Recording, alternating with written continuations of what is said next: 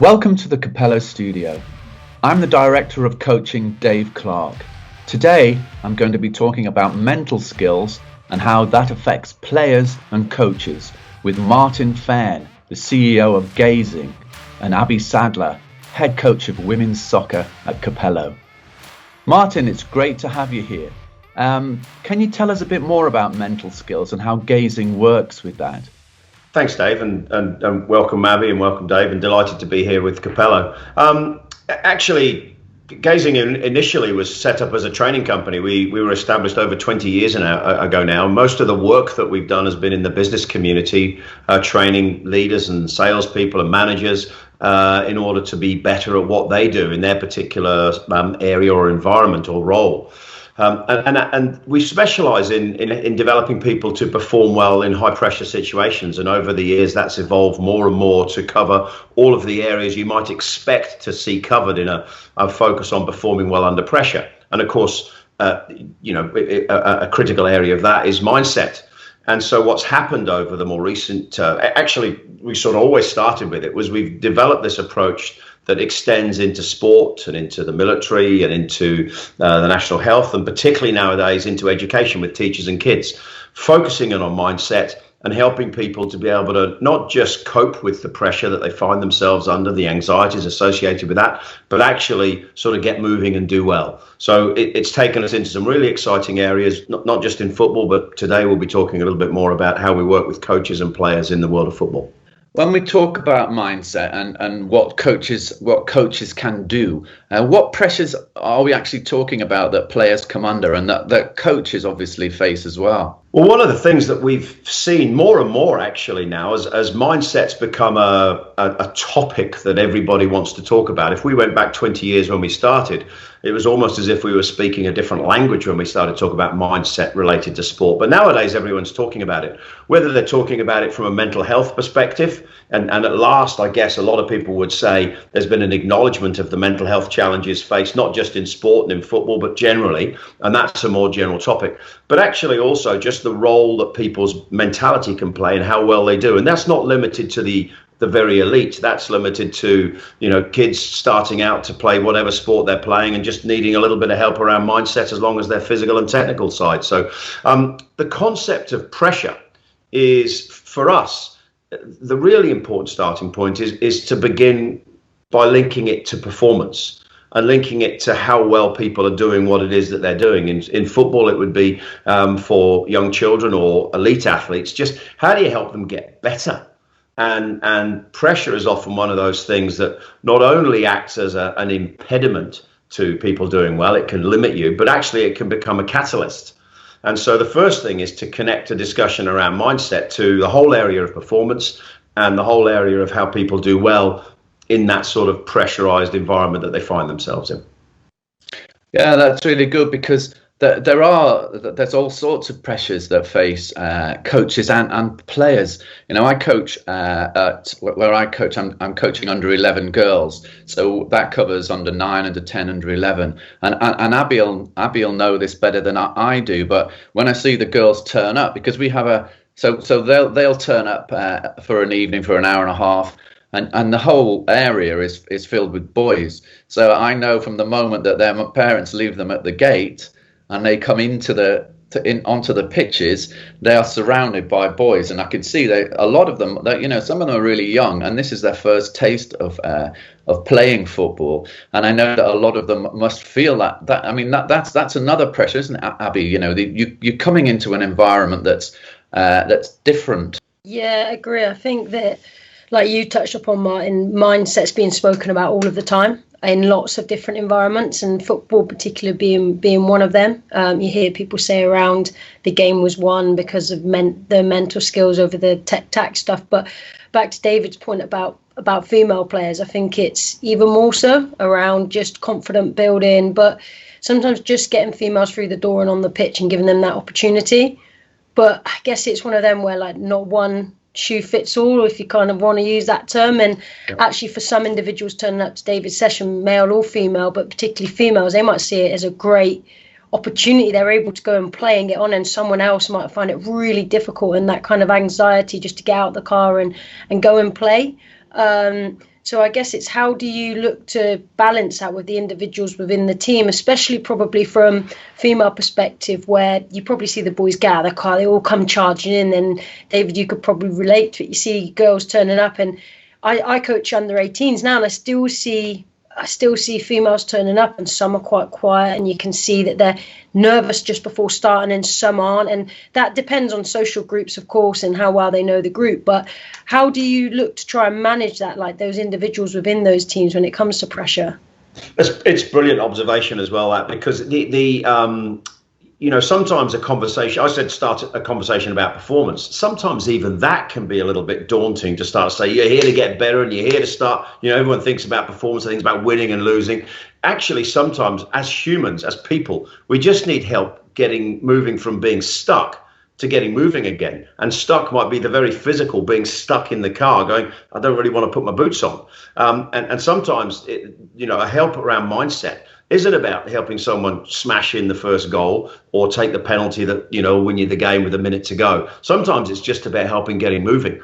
And what we found, you will notice, you'll have observed differences in the way boys react and girls react, but actually you'll have noticed differences in the way just people react. So our starting point when we talk about mindset is that actually it's humans first and athletes seconds.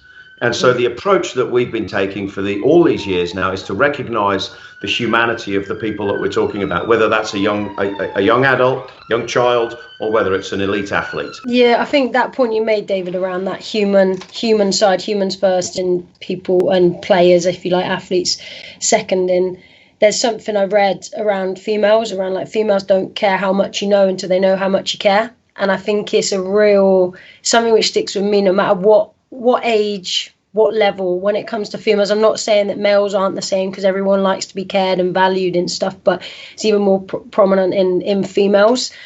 So I think that piece, and like you said, pressure just might be getting your boots on and kicking a ball, or the mindset to kind of do it. And I guess it's those little steps, isn't it? And not looking, I think when we look at mindset, sometimes we look at the elite player, and actually it's all the way down to a grassroots beginner player who's never kicked a ball. But it's just trying to put yourself in their shoes, knowing what, because we might think as a coach is easy. And I know we'll come on to speak about coach's role in a second, but it's easy, just come and play, what's the matter with you? But actually understanding that person first is so important, isn't it? So Martin, on that point then that Abbie's just brought up, should we be bringing out mental skills in the same way and that we would say counter-attacking? So we would develop a session on it every week or a month. Should that be the way that we go ahead as coaches to help players? Yeah, look, Dave, I mean, we've talked about this before. The whole area of mindset in football particularly is a hugely unexplored opportunity, both for the development of young footballers and the development at the highest end of the game. I personally feel we've not even scratched the surface of what's possible. And I've looked hard and thought, what is the reason for that? And there's a great rugby coach who's done a lot in football now, a guy called Brian Ashton, who some of the people looking here will be familiar with. Brian says it perfectly. He says, until we stop treating mentality like a trip to the dentist, we'll not make progress. And for me, that's at the heart of it. And for a young athlete, as soon as people think, he or she can't quite cope with this, it's almost like you've got to go to the doctor or you've got to go to the dentist, and it needs a specialist. And my feeling around this and our experience and the work we do is this is the domain of coaches, it's the domain of players. This should be simple and accessible and practical to understand and use. And so that's a long way of saying, yes, the sooner you can introduce mindset. We've been working with 6-year-olds, 7-year-olds, 8, 9, 10-year-olds, not just in football, but lots of other sports, who are starting to understand that when you think about what they're doing, and in this case, football, look, they know what it means to get better. They know what it means to win. Children rarely need teaching to win, so they know what that means, getting better. They know that they know what pressure is, and they know that their mindset and what they think about has a part to play. There's your entry point for a very specific focus on mindset. I'll tell you, this is an interesting one we find. When we start working with children, or even when we start working with elite athletes in the professional game, we always ask them, well, what do you think the biggest sources of pressure for are you? Where does the most pressure come from? And in the top 3, guess who's always in the top 3? Parents And coaches. Yep, always. And then they sometimes say opposition, they sometimes say environment, but there you have it. So when we start to talk about pressure, we start to think, well, actually, where does it come from? And then it's about a simple way of helping sort of acknowledge it and deal with it. So that's the first point, just to normalize the conversation around mindset and take it away from the trip to the dentist mentality. Yeah, I know exactly what you mean, because I've had discussions. The one big discussion that always comes up is the car journey home, or the car journey to training or to on match day, because often that's where the players will get out of the car and the dad's giving them a talking to about how they should be playing, or after the match if they've lost, or things like that. And that's so we can as coaches, and that this picks up Abbie's point about females and confidence. So we need to be, I guess, giving them the confidence to deal with those situations, which I mean, that that's not always easy. And if we say, okay, boys and girls, they react slightly differently to the confidence I'm trying to give them. How then, Martin, am I going to coach if I've got a team with 6 boys in it and 2 girls? Because a lot of countries, and it's becoming more prevalent over here, that they will try and bring girls, because in some areas it's really difficult to get Abbie will know this better than I can, but in some areas it's really difficult to get girls teams together because you don't have enough players of the right age. So when we bring girls into boys teams, what do we do with that, Martin? Yeah, my feeling is that'll be a bit of a trap, and I think if you try and so 2 things I would say about this. The first thing is, when we get introduced to a young player, and we do some work one-to-ones with some really talented young players, one of whom is she's a young girl playing in a professional academy in the boys team in Portugal, and she's actually probably mentally stronger than the rest of the boys in the team. And I say that not knowing the rest of the boys, but I know Erica really well, and she's terrifically mentally strong. And she's I'm working at, happens to be with her brother as well, and we're working on exactly the same language and exactly the same approach. Now, of course, what they hear and how they apply that to themselves and the pressures they feel and the challenges they feel does change. But the starting point is to acknowledge that we're all human, we're all vulnerable to pressure, whether we're young, old, elite, talented, not so talented. And the starting point is to establish a really simple, accessible way. And what I was going to say as well is a really good way of ensuring that your parents can be helpful and the coaches can be helpful is to make sure that obviously coaches, but even parents, get an introduction to the concept of red to blue, which we'll talk about in a bit, but that concept of the way to teach mental skills, because of course they can be really helpful as well. So I would say broaden out the description, the explanation to everybody. Yeah, one of the things, you've just picked up on one of the ways that gazing deal with this problem, and that is called red to blue. But within red to blue, is there some way that we think pressure can possibly help? Does it help players? And do we have to try and pick up on that point and think, well, yeah, pressure sometimes does help my team perform? Yeah. Well, so can I flip? You said problem, by the way, which is, again, it's a natural language, and for me, it's an opportunity and it's a skill to develop, just like physical, just like technical, just like tactical. And we'll talk about how coaches can integrate it. But it's the same thing. But actually, you should ask Abbie, because Abbie's played much more recently than I have. And were there moments when you were playing when pressure became a catalyst for your performance and not an impediment?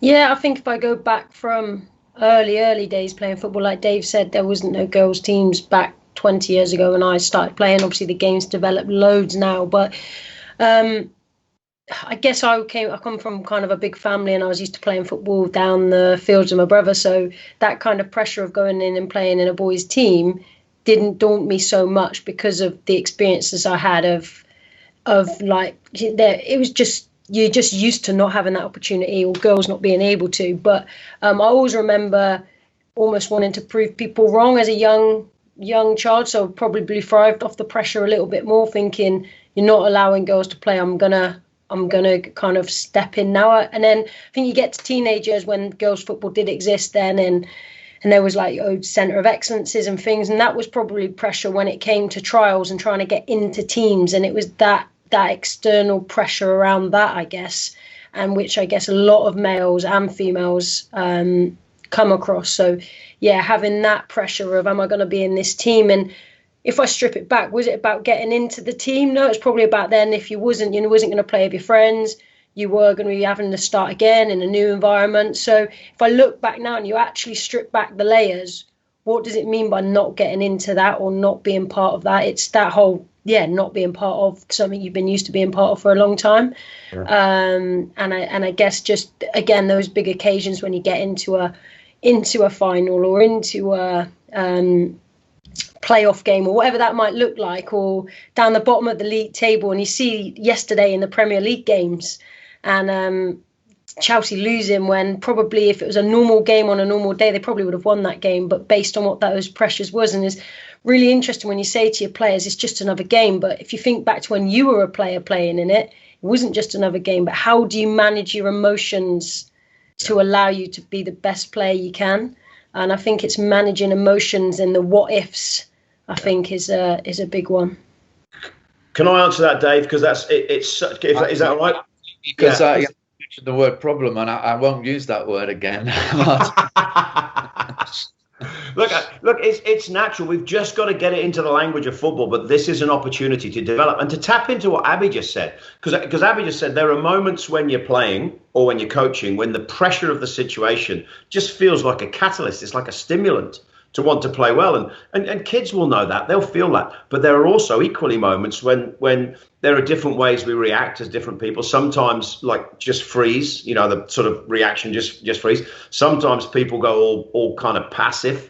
Sometimes you see an overly aggressive response to the pressure, and all of a sudden they're overhyped and the performance fails. Or sometimes people, when they talk about players going missing on the field, or that's often a response to their feeling of pressure. So the thing that has appeared critical to us is to acknowledge the existence of pressure and the impact of it on our mindset, both as a catalyst. Sometimes it's really helpful, but also equally as a potential impediment, as a blocker for our performance. Once we acknowledge it's there, then you can get to work. And I think your point, Dave, was what role can coaches play? This then speaks to the role that coaches play in creating an environment or a culture. And I don't mind whether that's at your local club in the village or whether that's at the most famous club in the world. The role that coaches and the senior people play is to create an environment and culture where mindset is a critical component of the way that we prepare and develop players. And in the work that the All Blacks have done with exactly the same concept that we've developed. So the All Blacks, took it in 2008 from us, delivered by one of our founding partners, and they've worked with it now for 10 years, and it's an integral part of their culture. Now, they're at the very best. That might be a bit daunting, the very top of their game. But equally, we've got great examples in small clubs and just junior athletes who are taking this and going, actually, pressure is a catalyst, but I need to prepare myself for it by doing the things that Abbie talked about, the what ifs. But pressure is funny because, if I speak to a coach and I'll say to him, we need to put them in pressure situations. We need the sessions that we create to enhance that pressure. So we put them under pressure in a nice environment that we've created for them, and then when they're in a bit more of a real situation, then they can respond to that. But a lot of coaches will say to me, well, you can't create that pressure, Dave. How am I going to create the pressure where someone has to take a penalty to equalise 1-1 and it's the last minute of a game and I've got all the parents are on the shout lounge cheering and you put a child into that situation. How do we I guess, Martin, now I am coming into what Red to Blue is all about, aren't I? And Red to Blue is the way I kind of got into understanding mental skills, and I think at this point, if you could just get back the coaches that are listening, they would probably like really to understand what Red to Blue is, because we keep talking about it, and there's a need for them to understand that. Look, and it's out there a little bit because fortunately some of the work we've done with the high profile organisations like New Zealand All Blacks and things like that have been written about, and it's out there, and there's a book about Red to Blue. But what I would say is, knowing what we learned over 20 years now around mindset, we put it within this framework that really picks up on the area of mindset and captures that whole idea of talking about mindset as a skill. And it focuses in on your control of your attention, really, what you focus on, what you think about. And it's not about some tricky way to change what people think about. And equally, and part of this is the accessibility of Red to Blue, because what we hear is as soon as somebody starts to talk about neural pathways, and this is not by any stretch of the imagination dismissing the understanding and the academic reality of the way our brains work, it can become inaccessible for both players and coaches. So you need something that's simple and practical, easy to talk about, easy to use, and of course, but it equally needs to have its credibility. And that's what we've tried to do with Red to Blue. We've tried to make it a simple graphical way of describing what happens, both when your mindset is in a helpful perspective, we call the blue side, and it means it's focused on task, not distracted, not diverted by the pressure or by the potential outcome, but it allows people to, what we say, keep their head where their feet are. You'll have heard it spoken about many times, just focus on the task at hand and not get distracted. But equally, Red to Blue acknowledges what happens when we get distracted. And it acknowledges the source of those distractions and the potentially unhelpful impact on our ability to play in the way that we've trained about. And you can see where we've taken that. We've got a 20-year-old amazing young woman up at the top of Everest at the moment. And she's at base camp waiting to be released to go. And she's using Red to Blue for exactly the same reason, to focus on task, make sure she's not distracted by all the things that are outside her control, and just stay driven. And equally, a group of 3 girls who are about to row from San Francisco to Hawaii in a boat race, 8 weeks in a boat as big as a couch. And they're using exactly the same concept to focus on task and not get distracted. And that's what Red to Blue does. It provides this innately human understanding of the way our mindset works when we're under pressure. And the key thing that I think is critical to coaches listening today is from our perspective, it's the role of coaches to understand that and to start to train their athletes and develop their athletes around this whole area of building mental skills, just like they would physically, technically, and tactically. So basically, what you're saying, and from your experience, we need mental skills specialists. These are people that are going to help a huge part of what, as coaches, we do, and also a huge part of some of the people that you've just mentioned. They're in the position of the coach, so they have got to, I'll put a point to you. When we had, after lockdown and we hadn't been coaching for 4 months, I must admit, my first day back, I was scrabbling around thinking, what did I used to do? And mentally, I was feeling the pressure of that. I was thinking, what did I used to do? I've got an hour and a half to fill in this, and what did I used to do? And how? And I mean, I've been coaching for years, and I was thinking about some of the young guys who have they've started out as coaches. And they've been coaching for 2 months, and then suddenly the rug's pulled, and we don't coach. And I've found that quite difficult. I'm sure Martin and I'm sure Abbie, you too. You can understand that point of view. It's not that you're frightened of it. It's just that suddenly it's something that you haven't done for ages, it does come as a bit of a shock. On lockdown, that point around lockdown as well, Dave, it made me just think then there was lots of Zoom happening with coaches and players and parents, and getting parents involved in doing things around like little challenges and tasks. And coaches were saying, I've learned way more about my players in this 12 months than I have in the last 10 years of coaching them, or 5 years or 2 years, whatever that looks like. And it's because they just sent out little questionnaires. They got to know them. They got them online. They found out how many brothers, sisters. They got the mums and dads involved in stuff. And actually, if you talk about mindset, and back to the point we made earlier around getting to know people as humans, how easy that was during lockdown to potentially create something to send out, and how powerful that is when you now know that stuff when they turn up to sessions, and you can ask them, how their cricket sessions are going, what their brother, or they've been out playing football with their brother and sister, like all of those little things. And if we could continue to do that, and that was one of the things I used to say to coaches, can we continue to do this even when we're back out on the pitch? Because you've seen the impact it has, finding out what they worried about coming back to football after not being played for so long. Do we find that stuff out when it is a new female or male turning up to a game? So just, again, it goes back to that understanding the human, and actually people might not think they've got the skills as a coach to input the mental side of it, but if they take what they do every day in everyday life, whether that's their job, whether they're a full-time coach, the stuff they have to deal with, they probably do it, but it's just doing it, I guess, Martin, in the right way, and linking into what are the external stuff, which I guess is that red stuff. What is the stuff which might stop players? How can we keep them in that kind of blue side, or blue state of mind? So, yeah. 100%, Abbie. This is one of the points you make. Even as everyone will have, if we buy into the idea of red to blue being a skill, and we buy into the idea of it being a human skill, then two things are true. One is that everyone's got a sort of starting point, and that probably is, you've already been doing this, you've already been thinking about it. We've always worked out ways of moving from a red-headed, distracted sense to a blue one. And critically, coaches are vulnerable to it as well. Coaches are just as vulnerable. But what happened in the last sort of 15 months or so was it became coaches' jobs, managers' jobs in business, parents' jobs, is to sort of help prepare people, children, for a couple of things they're going to be feeling. And what we were talking about during the last 15 months was things that actually distract us, are things that are uncomfortable. So things that are uncertain.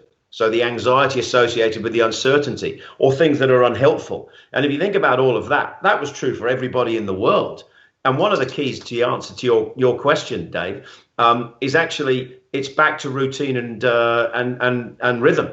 And so a lot of the help we were giving people in business and in sport and in all kinds of different areas was just to reconnect with the routine and the rhythm.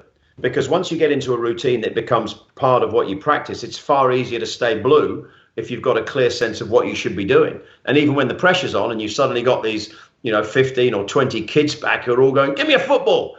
You can just naturally flip into your rhythm because you've got a plan and you know what you're going to do. So we sort of say it's easier to be blue if you know what you're going to do.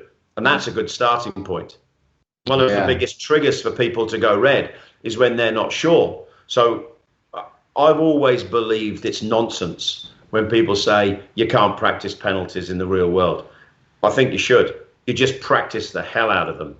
And you make sure that when you're given that opportunity to practice when it matters, that's why golfers spend so much time on the putting green, because they practice it so that when it comes down to that putt that's worth, whatever, $1 million or whatever, they've got it, they know it. They've done it so many times. They've got the belief and the confidence that comes with being practiced and being skillful, and they execute. It won't be the total answer to penalty taking, but it's a long way towards it. Yeah, so that kind of brings in, Abbie and I were discussing this when we were the other day, was so should it be part of your session design? So when I'm planning a session, am I planning in I mean, it would be like maybe I would have 10 minutes between say drills, or 10 minutes between a warm up and the actual practice. Do I give them 10 minutes of taking penalties?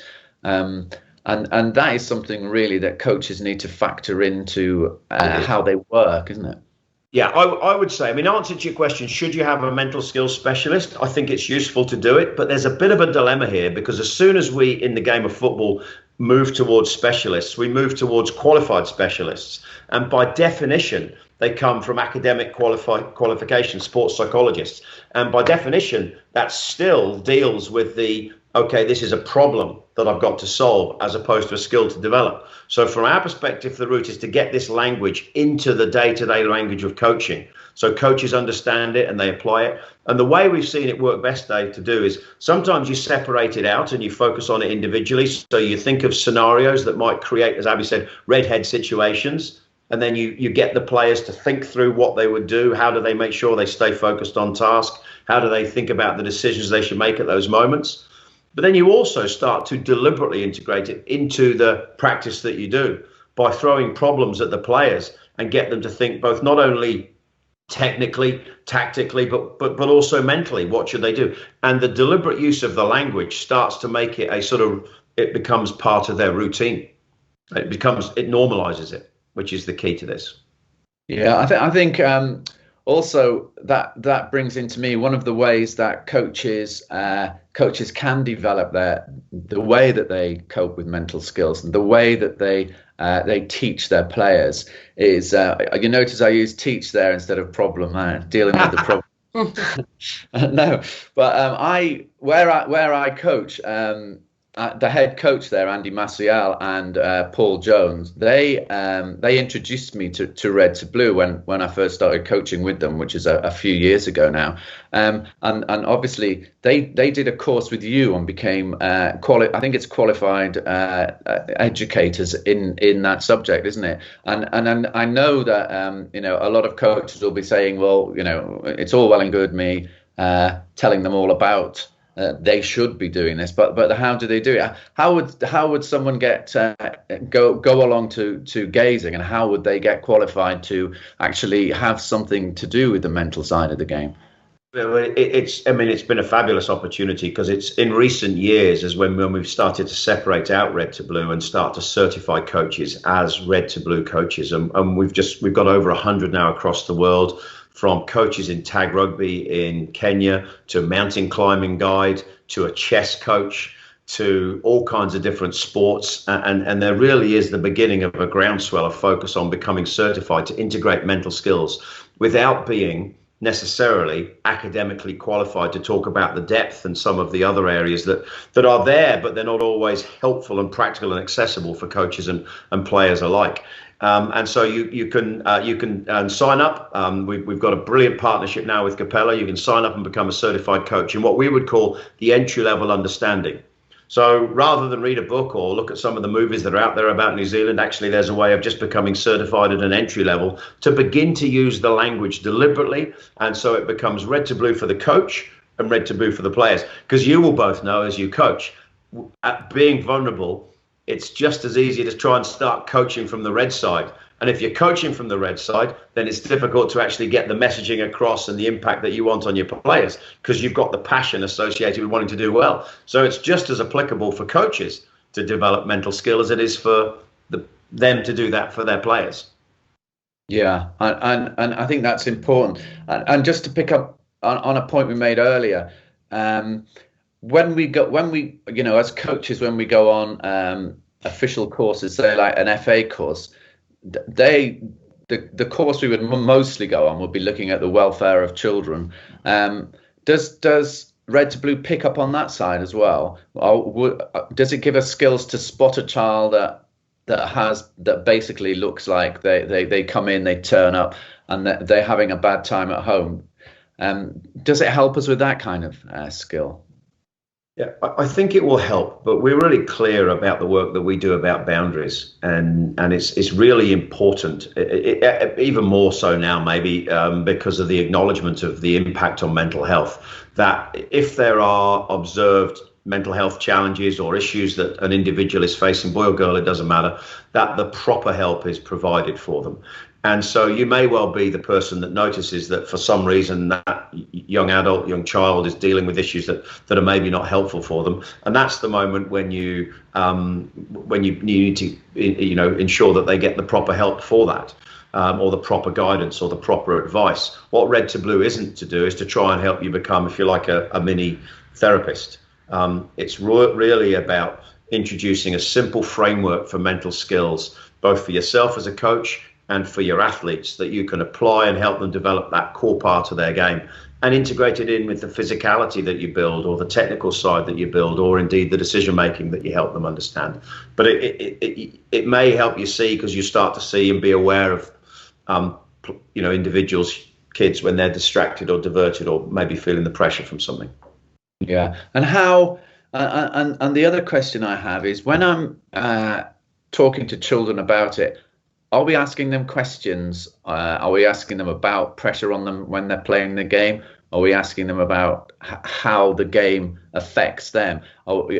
Because we find with players in football, I'll have a player who plays at the back because he likes the ball coming in front of him. And the minute I put him into a situation where he says in the middle of the pitch and the ball is coming to him from all around different areas, that's a different kind of pressure.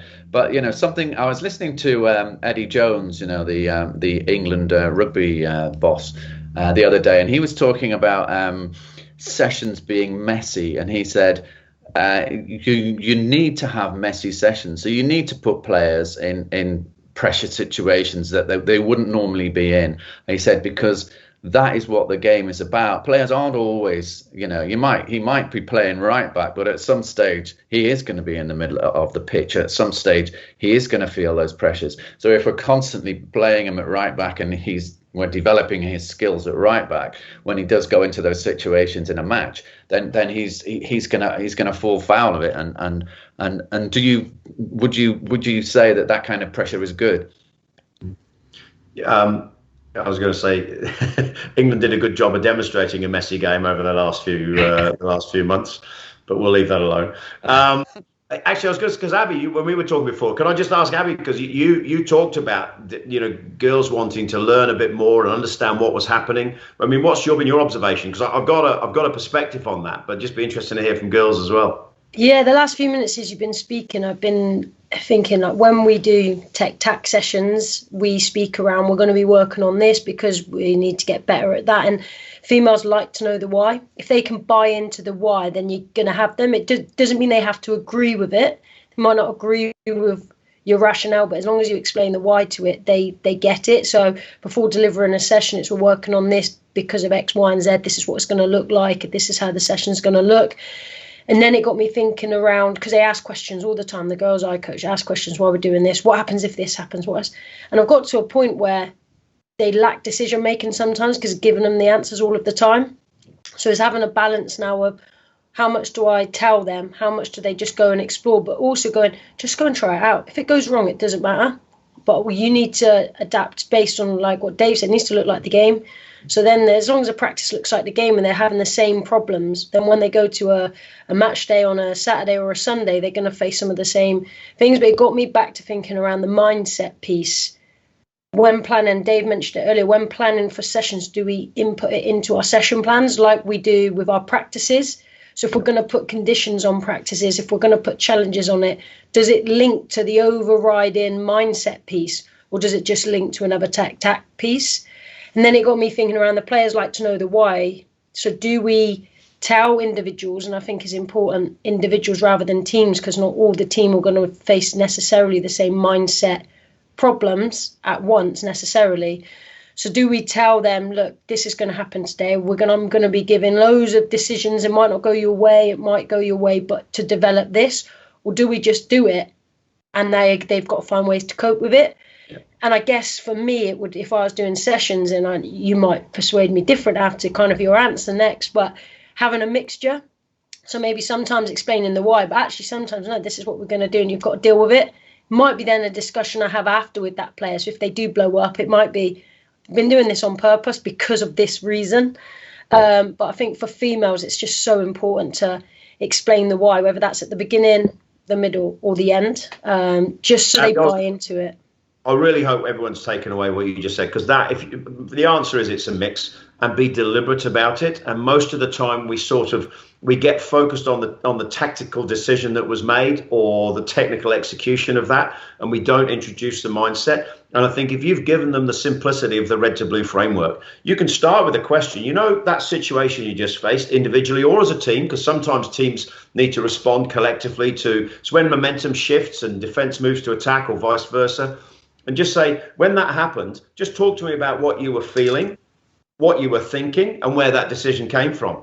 And if you start to get to that, you're going to get to, and if you can do it in what we call a hot debrief, it's a little difficult, but you can do it in a hot debrief. Then you can say, what were you thinking? And then you can start to get to the clarity of the thought process. And that's where, going all the way back to Brian Ashton, he always believed that mental skills should be applied in conjunction with game understanding and decision making, because both of those things are often applied in conjunction with one another.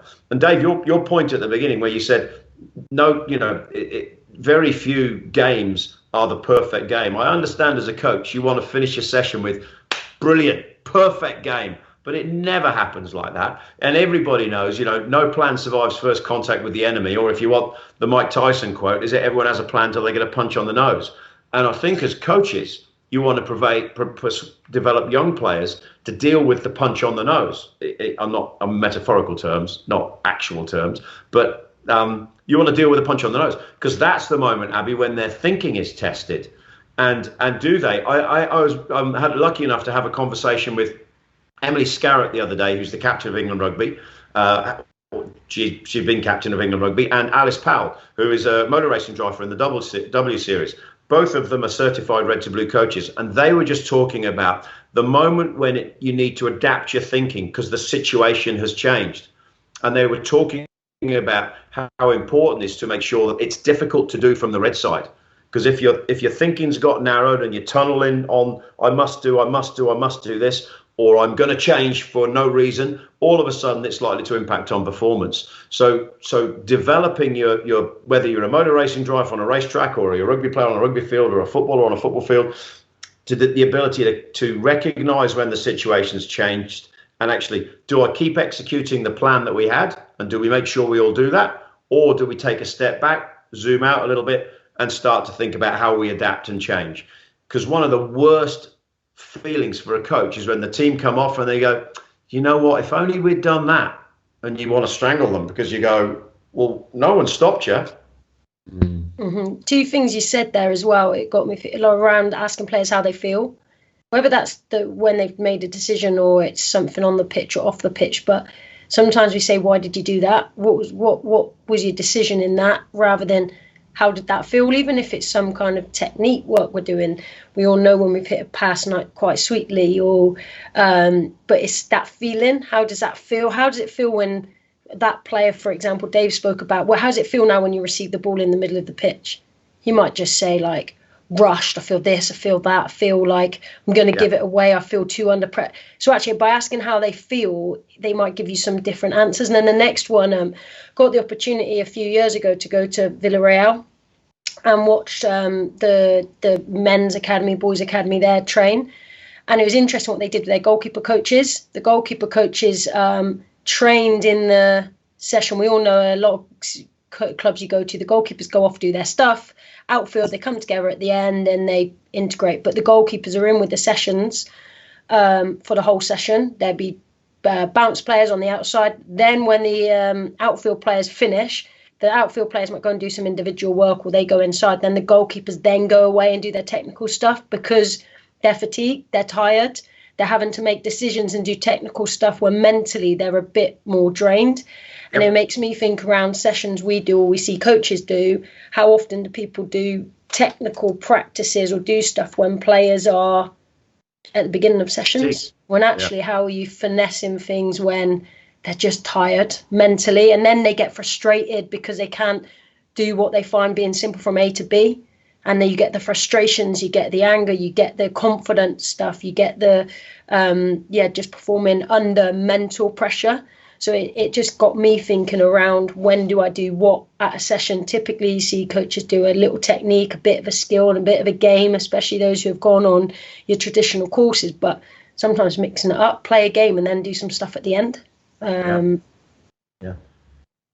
no, that's brilliant advice, Abbie. I know, certainly in when you play a game at the end of training, the players do different things because they are tired, and because we're all saying to the coaches that we're advising, well, you've got to you run a session and look for everything that we've learnt in the session to come out in your training match, and often it won't come out. Often the players will be. I had a player on Thursday night come across to me and say, my legs are really hurting, Dave. I just don't want to play the game at the end.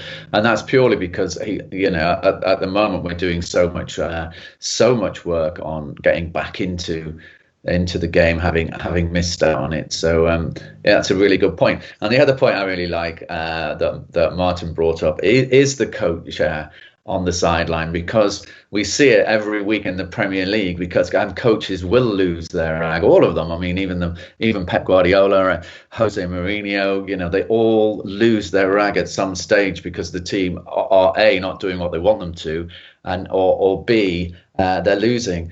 And it is a difficult to be a coach and stand on the sidelines when all the things that you've been coaching, you see the boys or the girls are not doing what you want them to do, and it's quite easy to get carried away with that.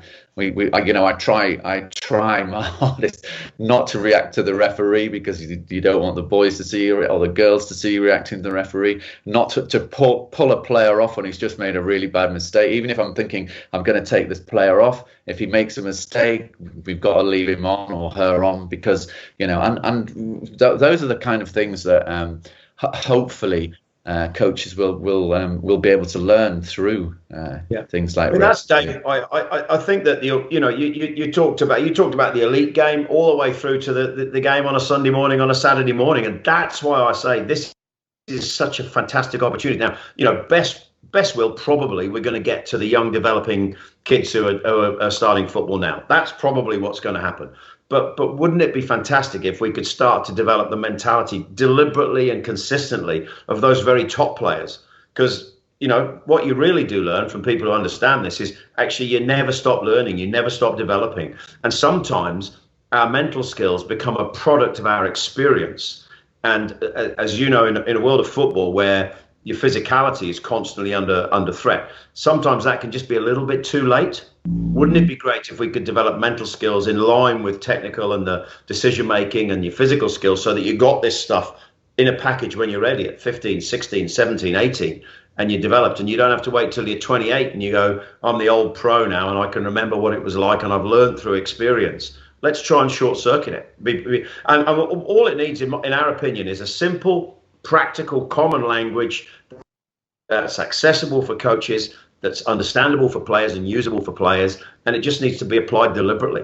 I'm underplaying it a little bit, but that's what it needs. And in the situations that Abbie talked about, mix it up a little bit, throw them into a messy situation, and then talk to them about it, rather than saying, why did you do that? Which is like asking your kid, one of your children, why did you hit your brother or your sister? I don't know.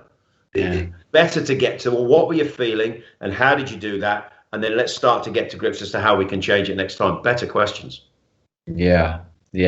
Well, look, Martin, you just said earlier that it's always good to end on a big, powerful note when you've scored a goal or you're winning the match or something that you set up in training work. I hope all the coaches out there can see how important it is to have mental skills within your coaching program. Not only does it affect players, it affects coaches too. So thank you very much, Martin, and thanks to you too, Abbie. It's been a great discussion today. And look out for more discussions on mental skills in the coming weeks on Cupello.